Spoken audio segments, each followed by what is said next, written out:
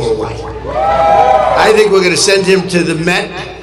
We'll get a little commission, make a lot of money, because that man can sing. Thank you very much. Not the first time we've heard him. So today is a very special day. It's a day where we celebrate Jesus. It's a day where we celebrate religion. And it's an honor to be the President of the United States. Our country is doing so well, like it has never done before. You'll see that very shortly. And things that we've done have not been done before. We've broken every record on the stock market.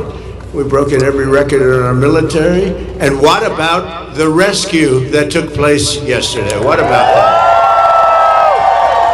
That's something that you rarely see. You know, they were giving me a briefing about that. And they said normally when you're in very hostile territory, and I don't think it gets much more hostile than Iran, they're capable fighters, they're very tough people, and there are others like that. You don't mind when the enemy is weak, but that enemy is strong. Not so strong like they were about a month ago. I can tell you, in fact, right now they're not too strong at all, in my opinion, but we're soon going to find out, aren't we?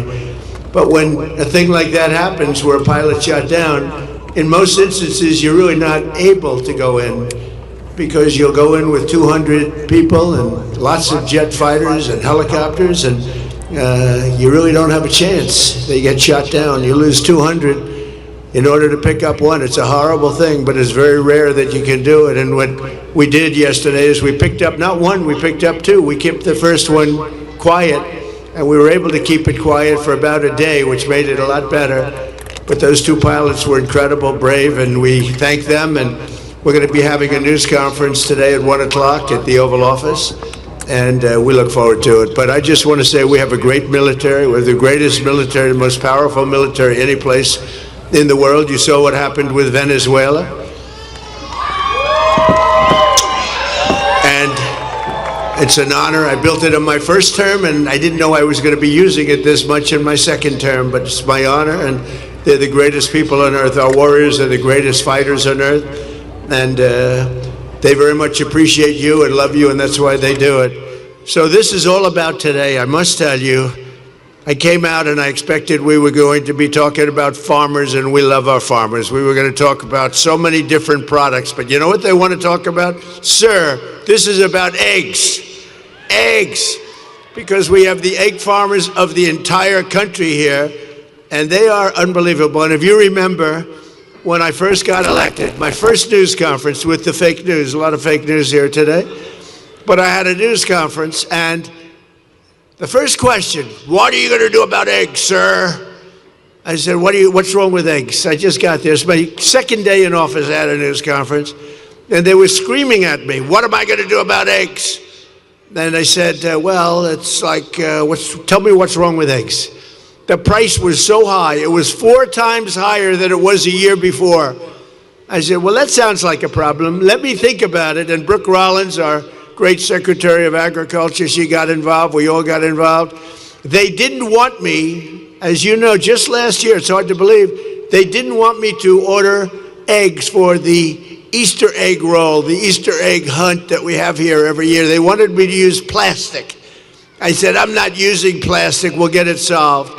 And within a short period of time, eggs came down. They came down 40%, 50%. And by the time we got there, we had so many eggs, we didn't know what to do with them. And today we have more than 40,000 eggs supplied by all of the great egg farmers that are with us. So eggs is a big thing, and it was a big thing to our great First Lady, who's here someplace. Let's see. I think this is our First Lady. What do you think of our First Lady? She's a movie star. I don't know. Do we call her First Lady or a movie star? She has the biggest movie. Can you believe this? And she deserves it.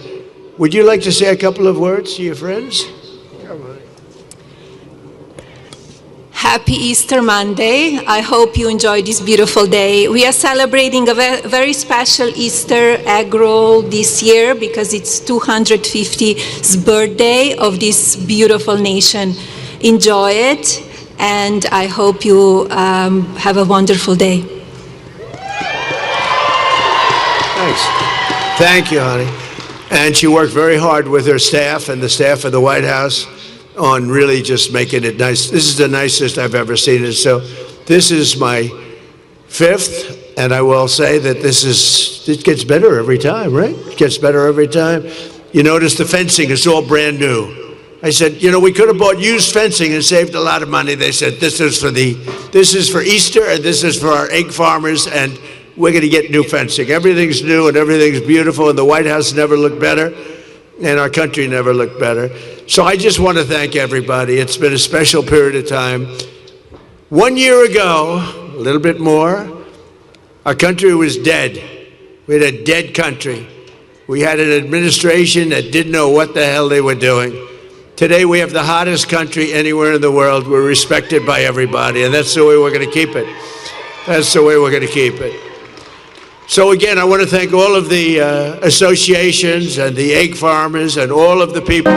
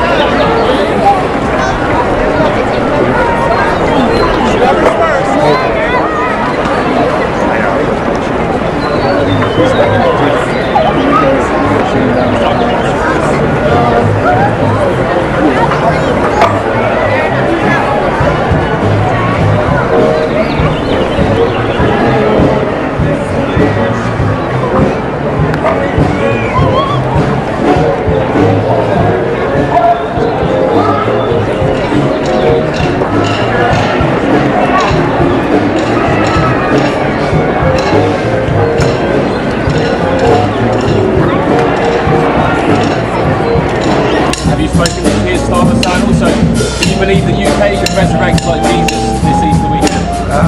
Well, that's what they need. They have a long way to go. The UK has a long way to go.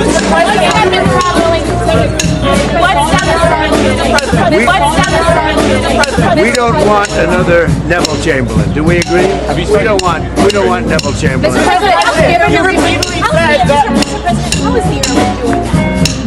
How is the airman that was rescued doing? He's doing really well. They're both doing well. You know, it was two, and we held off the one because if they would have known we had him, so we held off the one. They are both recovering very well. They were both injured, and they're doing well. Thousands and thousands of flights, and you have one plane shot down, and not mortally. The two pilots got out. They got a little bit lucky, and you know what? In war, you need a little bit of luck also. They got a little bit lucky. That's all they got. Ending the war. What's stopping you from ending the war? Well, it could end very quickly, the war, if they do what they have to do. They have to do certain things. They know that. They've been negotiating, I think, in We've had total regime change. You know, the people there now are much more reasonable than the lunatics that you had in phase 1 and phase 2. They were lunatics. The people that we're negotiating with now on behalf of Iran are much more reasonable. You can call it what you want, but I call it regime change, and I think most people are giving us credit for that. The first regime was taken out, the second regime was taken out. Now the third group of people that we're dealing with is not as radicalized, and we think they're actually much smarter. Why did you use such vulgar language in that Truth Social post? Only to make my point. I think you've heard it before. Mr. President, have you spoken to the families of the airmen that were saved? Have you spoken to the families of the airmen that were saved? I'm going to be doing it right now. Mr. President, what do you say to Americans who are not a fan of the war? They're foolish, because the war is about one thing. Iran cannot have a nuclear weapon. Had we not broken the Barack Hussein Obama agreement, you know what I'm talking about, the Iran Soleimani. Without Soleimani, if they had Soleimani, it would be a whole different thing. Maybe. Would still be winning, but it would have been harder. Because we are obliterating that country. And I hate to do it, but we're obliterating, and they just don't want to say uncle. They don't want to cry, as the expression goes, uncle, but they will. And if they don't, they'll have no bridges, they'll have no power plants, they'll have no anything. I won't go further, because there are other things that are worse than those two. The thing, if I had my choice, what would I like to do? Take the oil. Because it's there for the taking. There's not a thing they can do about it. Unfortunately, the American people would like to see us come home.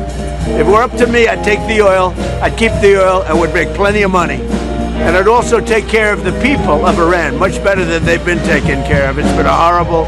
They've killed 45,000 people as of a month and a half ago. 45,000 protesters. We don't do that. So if I had my choice, I'd keep the oil. But I also want to make the people of our country happy. I think most people wouldn't understand that. I'll give you an example. Venezuela has worked out so incredibly. We have 100 million barrels of oil right now in Houston being refined. It's been great. The relationship with Venezuela, the leaders, has been fantastic. And I think we're going to have a long-term, very good relationship. And it might be beyond long-term. You understand what it is? You bomb energy infrastructure. You say the American people don't want that. How do you know that? Well, I tell you what, I'm pretty good at this stuff, and I go around and I check. They'd like to see us win and come home. And I appreciate CNN for the first time maybe in my life. They did a poll. And everyone's saying, oh, is Trump losing MAGA? No, I'm not losing MAGA. MAGA loves what I'm doing. And CNN did a poll of MAGA voters, a big poll, very important poll, Harry. And he went on, he said, this is amazing, 100% support. He said, I've never had a 100% poll at anything before. And do you support, by the way, mostly Republican. If you look, I would say MAGA makes up a majority, like about 95% of the Republican Party, all right? So they went out, they did a poll, and CNN came back 100. But they would like to see it end and come back. But remember, wars last years. We're in there for 34 days. And we've obliterated a very powerful country in 34 days. Yeah, if it were up to me, I'd like to keep the oil. I just don't think the people of the United States would really understand. How is it taking care of the Iranian people if you're bombing? Yeah, who you with? Who you with? Yes. Well, that's a radical left group of lunatics that you're with. Let me just tell you, very fair question. The Iranian people, when they don't hear bombs go off, they're upset. They want to hear bombs because they want to be free. And the only reason they're not out protesting, you know that, is because they were informed that if they protest, like the wrestler and his friends, if they protest, they will be shot immediately.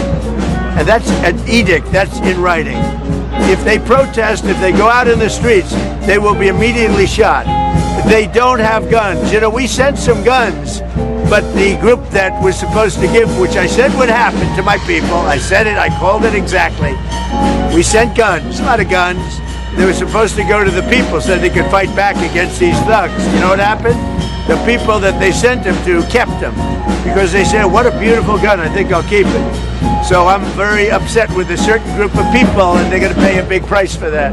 But the Iranian people will fight back as soon as they know they're not going to be shot and as soon as they can get weapons. If they had weapons, not many of them, if they had weapons that would go the other way, and you know what would happen? Iran would give up in 2 seconds because they wouldn't be able to take it. But in Iran, they have absolutely no weaponry, and they've been told point blank, if you come out to the streets, you will be killed. As of this morning, and we have this on pretty good information, 45,000 protesters have been killed. Pretty bad. Mr. President, you said Iran has been obliterated. Why are we still at war then? It's a big country. They can't back. They have no capability. I mean, they have some missiles left. They have some drones left, but essentially they have no capability. They had a lucky shot with an airplane, but we got them back out. The rescue was incredible. And it wasn't of one person, it was of 2 persons. There are those that say that's never happened before, because usually when you're shot down in strong enemy and deep enemy territory, you can't go after them because you'll end up losing 250 people to get one. So it's a terrible thing. Holes in them right now, probably you know that. Now, I'm very honored to have rebuilt our military. We rebuilt our military in my first term. I'm using it in our second term, and we are the most respected country anywhere in the world with the greatest military anywhere in the world. Thank you. So we have a news conference. You'll all be there, so you can ask the question in a little while. We have a news conference in a little while. What would you like to ask her? What she wants to say. Madam First Lady, can you tell us your message to children in finance? Well, all of this is happening for their future, so they will be safe in years to come. We're fighting for children that are now in a war zone. We're keeping them as safe as we can possibly keep them. But we're fighting for their parents, their grandparents. We're fighting for them. We're fighting for their future. And I will tell you, it was given to me loud and clear, the time the Iranian people are the most unhappy when you hear bombs all over is when those bombs stop. That's the problem. When they stop, because that means that, are they coming back? We want to have them back, and you know, everybody knows it, everybody sees it. So hopefully it could be over with quickly. Again, there are lots of different alternatives. We have many alternatives. We could leave right now, and it would take them 15 years to rebuild what they have. We could leave right now. But I want to finish it up. Iran, ready, cannot have a nuclear weapon. They are lunatics, and you can't put nuclear weapons in the hands of a lunatic. Thank you very much.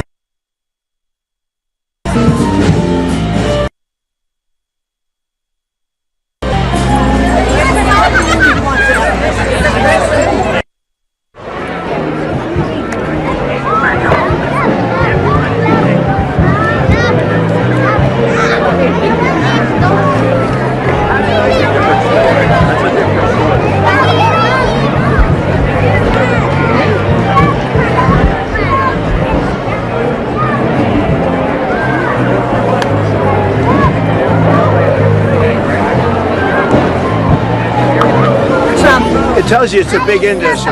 How did I do with the voters that do eggs? Awesome. Did you say 100% or 90%? Anybody in the egg industry vote for Kamala?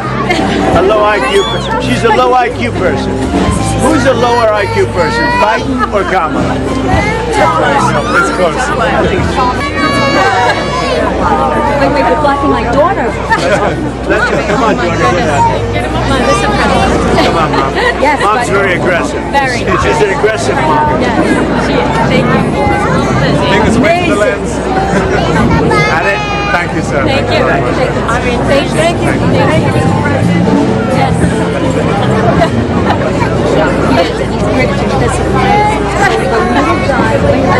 What happened to your cousin? Oh, no, this is worse. President Trump. Emirates is the first one in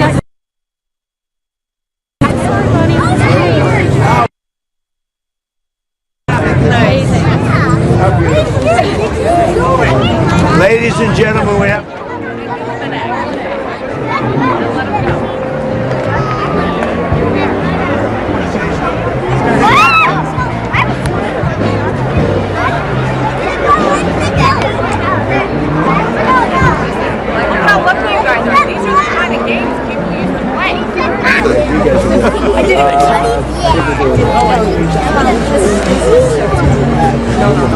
It's all of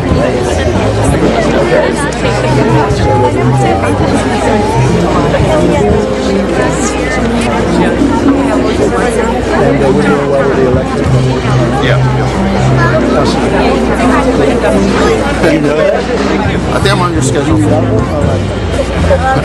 They're all my kids. Come on over here, kids. You have a great dad. You'll be better than him. Come on. His name's also Jacob, so you only have to remember one name.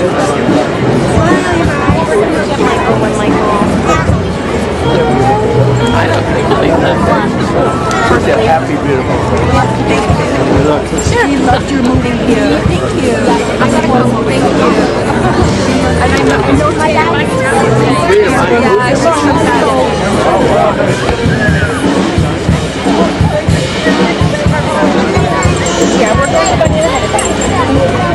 What a nice hat. Where did you get this hat? I want this hat. The tall egg guy back there, huh? Let's take it. Oh, the tall leg guy. So we're going this way. Mr. President.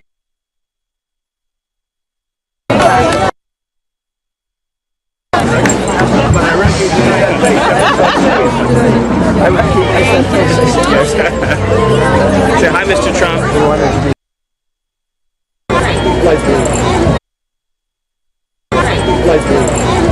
Ready, Paris? I don't even mind if it was used before. Are you ready? Everybody, this is very athletic. Focus, total focus. Is everybody focused? Ready, get set.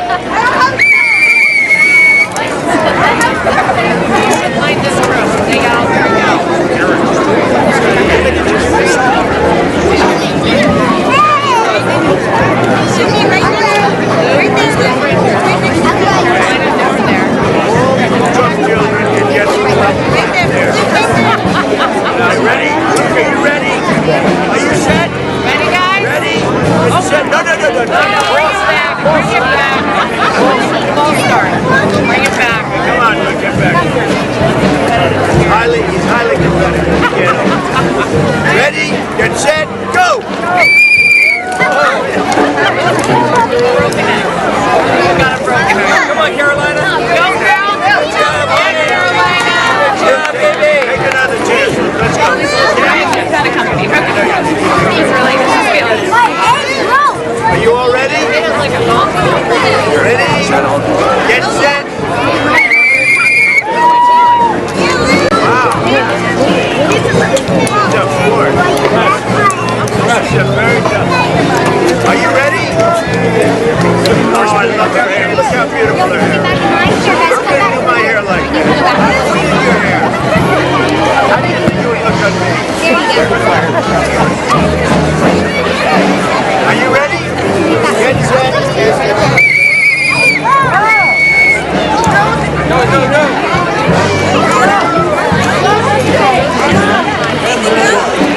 Are you ready? And if you want, you can keep it in.